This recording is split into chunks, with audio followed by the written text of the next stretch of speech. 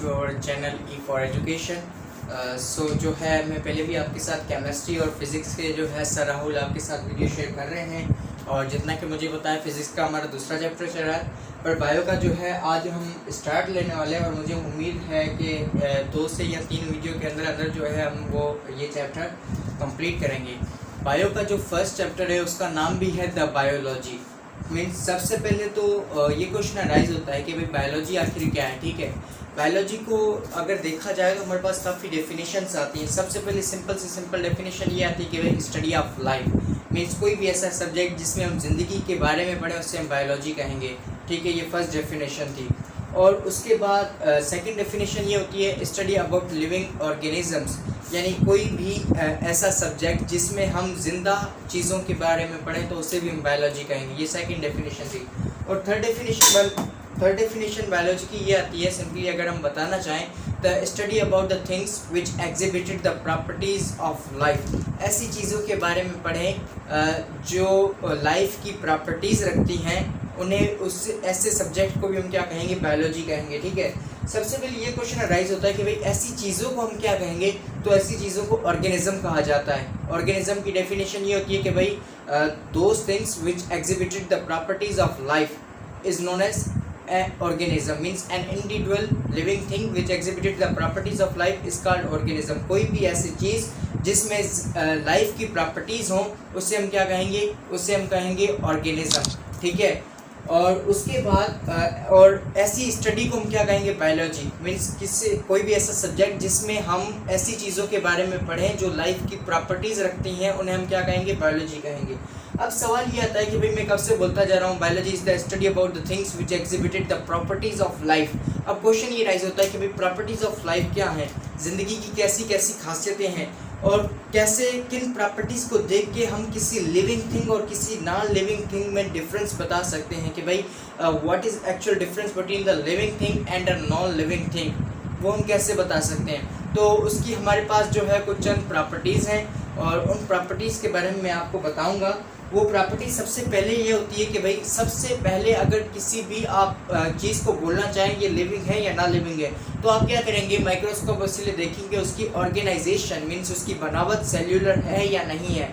अगर उसकी बनावट ऑर्गेनाइजेशन सेल्यूलर है, that means that thing is living thing.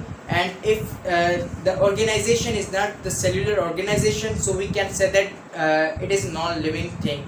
अगर वो ऑर्गेनाइजेशन नॉन सेल्यूलर होती है तो उन्हें हम लिविंग थिंग नहीं कह सकते।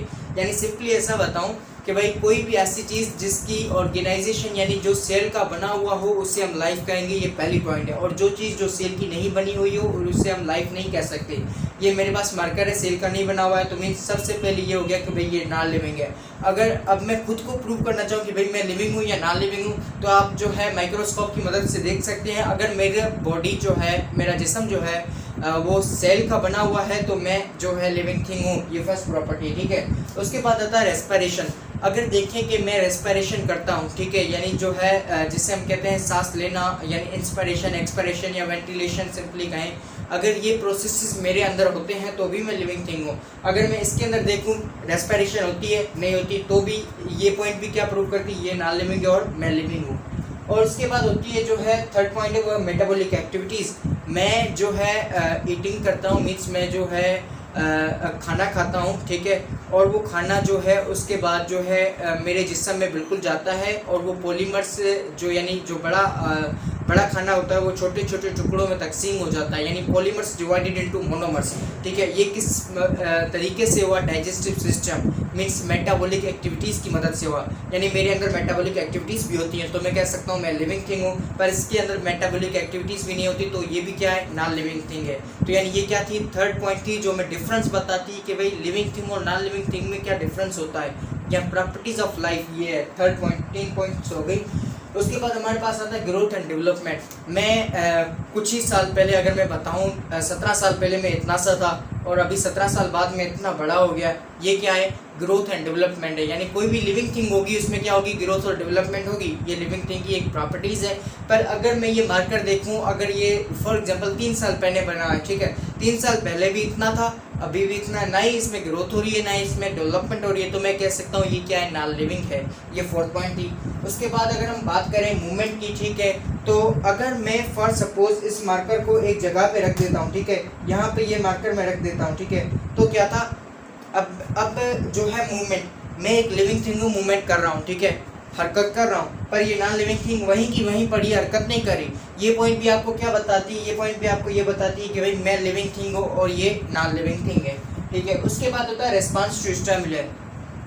रेस्पॉन्स टू स्टिमुलस क्या होता है, स्टिमुलस कहते हैं चेंजिंग इन द एनवायरनमेंट। अगर आपके एनवायरनमेंट में कोई भी चेंज आती है, उस चेंज को क्या कहते हैं, स्टिमुलस कहते हैं, ठीक है, ये बायोलॉजी का वर्ड है।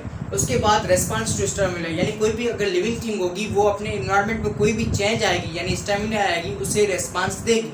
यानी फॉर एग्जांपल अभी जो है हमारे पास कोविड-19 चल रहा है, तो कोविड-19 से बचाव का हम रेस्पॉन्स देते हैं कि भाई उससे हम कैसे बच सकते हैं, पर इससे अगर देखा जाए ये अपने स्टिमुलस को यानी इन्वायरमेंट में चेंजिंग को रेस्पॉन्स नहीं देती। कोविड-19 आया है पर इससे कोई फ़र्क नहीं पड़ता, बेचारी चुपचाप बैठी है, तो हम कह सकते हैं कि भाई जो है लिविंग थिंग होगी वो अपने इन्वायरमेंट में चेंजिंग को रेस्पॉन्स करती हैं। उसके बाद होता है homeostasis. Homeostasis means maintenance of internal activity, यानी किसी भी जिस्म की इंटरनल एक्टिविटी को मेंटेन करना। मेरी बॉडी का नॉर्मल टेम्परेचर 37 डिग्री सेंटीग्रेड होता है, ठीक है, अगर ये टेम्परेचर कम हो जाए या टेम्परेचर ये बढ़ जाए, ठीक है, मैं कह सकता हूँ मुझे क्या हो गया, बुखार हो गया, ठीक है, तो फिर मैं क्या करूँगा, जो है मेंटेनेंस ऑफ इंटरनल एक्टिविटी, मैं कुछ ऐसे फूड या ऐसे जो है खाना खाऊंगा जिससे मेरा टेम्परेचर, या मैं दवाइयाँ लूँगा जिससे मेरा टेम्परेचर वापस ऑप्टिमम हो जाए, मीन्स नॉर्मल हो जाए। तो मैं क्या करता हूँ, मैं अपनी इंटरनल एक्टिविटीज़ को मेंटेन करता हूँ, पर नॉन लिविंग थिंग अपनी इंटरनल एक्टिविटीज़ को मेंटेन नहीं कर सकती। तो ये कुछ जो है आपके पास पॉइंट्स थी जो आपको ये बताती हैं कि भाई what is actual difference between a living thing and a non living thing, और यही लाइफ की प्रॉपर्टीज़ हैं, यानी क्या, cellular organization, respiration, metabolic activities, growth and development, response, movement, response to stimulus and homeostasis. किसी भी चीज़ में अगर ये प्रॉपर्टीज़ पाई जाए तो आप कह सकते हैं वो लाइफ है, और ऐसी चीज़ की स्टडी को क्या कहेंगे हम, बायोलॉजी कहेंगे, ठीक है। और ऐसी चीज़ को क्या कहते हैं, ऑर्गेनिज्म, ठीक है। ये कुछ जो है सिंपल वर्ड्स थे जो मुझे आपको बताने थे। ये हमारा जो है फर्स्ट टॉपिक था। तो जो है सबसे पहले ये बहुत सिंपल था जो मैंने आपके साथ शेयर किया।